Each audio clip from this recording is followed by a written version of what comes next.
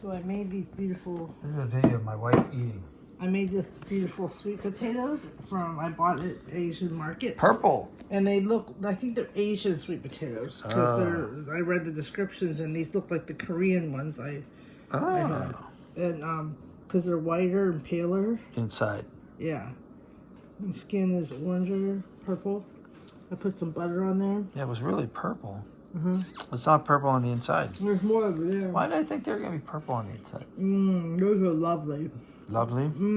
So creamy and good. Creamy goodness. It's Korean.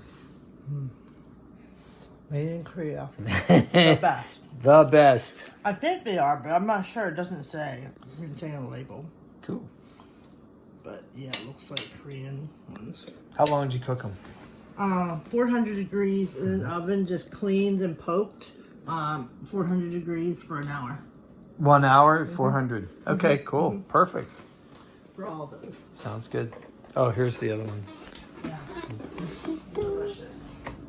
Purple. They're so good. I'm going to eat one. They literally fall out of the skin